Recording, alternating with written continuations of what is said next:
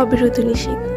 যে উপন্যাস পড়ে পাঠিকারা কখনো হেসেছিল জয়ের পাগলামিতে, আবার কখনো বা কেঁদেছিল জয়ামিরের মৃত্যুতে। পৃথিবীর কোনো এক পাপিষ্ঠ পুরুষও যে মনের অজান্তে ভয়ঙ্করভাবে ভালোবাসার জালে আটকা পড়ে যেতে পারে, তার দৃষ্টান্ত প্রমাণ এই উপন্যাস, যে উপন্যাস জুড়ে যেন হাহাকারে ঘেরা।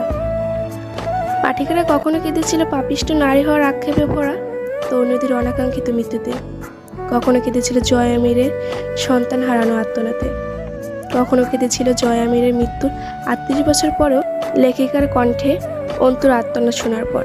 যে এই উপন্যাসটি একবার পড়বে সে পাপিষ্ঠ জয়ামিরকে দেখার জন্য উন্মাদ হয়ে উঠবে। এই উপন্যাসটি পুরো উপখ্যান পড়লে বুঝতে পারা যায় যে জয়ামিরকে ঘৃণা করা যায় না, তবে অন্তুকে দোষারোপ করা যায় না। অন্তুর দোষ কি ছিল? অন্তিকের বোন হওয়া, নাকি অন্তিকার অন্তুর দোষ ছিল আমজাদ প্রমাণিকের সন্তান হওয়া? অ্যাকচুয়ালি আমজাদ ফারহাদের মতো বাবা বাংলাদেশের না হোক, যার অন্যায়ের বিরুদ্ধে প্রতিবাদ করতে শেখায়, হয়তো এটাই ভুল ছিল। তার চেয়েও বড় ভুল ছিল লেখিকার, যিনি বাস্তব ধর্মে একটু উপন্যাস লিখতে চেয়েছিলেন। কিন্তু আমার মতো পাঠিকারা বাস্তবতা বুঝি না, আবেগে গা বলাতে স্বাচ্ছন্দ্য বোধ করি।